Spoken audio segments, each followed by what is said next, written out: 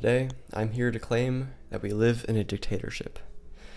Now, before we polarize into any rash judgments, let me finish by saying that the dictator is you.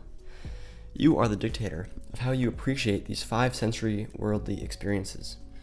Yes, it may not feel like you're the one that is dictating exactly how you're living, because of the innumerable amount of sensory stimuli that is flooded your way every second of every day.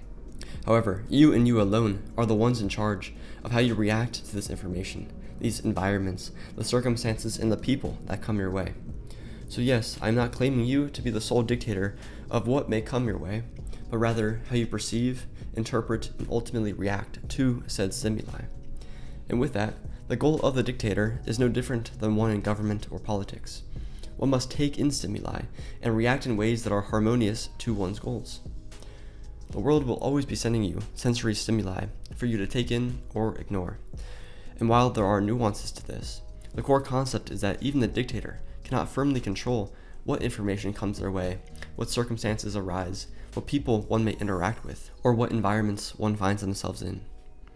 But it is imperative that the dictator remains aware of the fact that they, and they alone, dictate how this sensory stimulus molds their internal state, in which one thinks, feels, and acts upon, thus determining their path forward. There are 2 common pitfalls. Number 1, letting one's short-term sensory gratification become flooded and overwhelmed, thus mentally paralyzing the person. Think TikTok zombie scrolling. And number 2, repeated sensory polarization, molding one's sense of self, and beyond that, one's goals. Think bipartisan news outlets. So how do you overcome these pitfalls and live in ways that are optimal for your goals, but also enjoyable? Well, the answer is that everything is needed in moderation. Everything. Yes, it is important to remain open-minded, but the importance is less so in the openness of one's mind, because you can take in a lot of nonsensical BS, but rather the importance is on one's ability to open and close one's mind.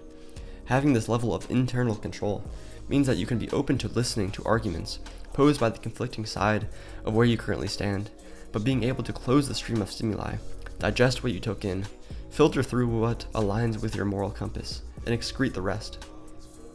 By doing so, one remains vigilant in taking in stimulus with purpose. Gone are the days of mindlessly scrolling on social media, of emotionally reacting to a conversation with a sour friend, or finding oneself in environments that are disharmonious to how you wish to feel. You are the dictator of how you choose to respond to the endless supply of sensory information. Choose wisely by remaining self-aware, opening up your mind and taking in stimulus in moderation, then using that stimuli to proactively close the gap between you and your goals. If any part of this pathway is out of whack, then you will feel it within. You will find it in your external world, and you will stray farther from your goals. Good luck and take care. Thank you, thank you, thank you.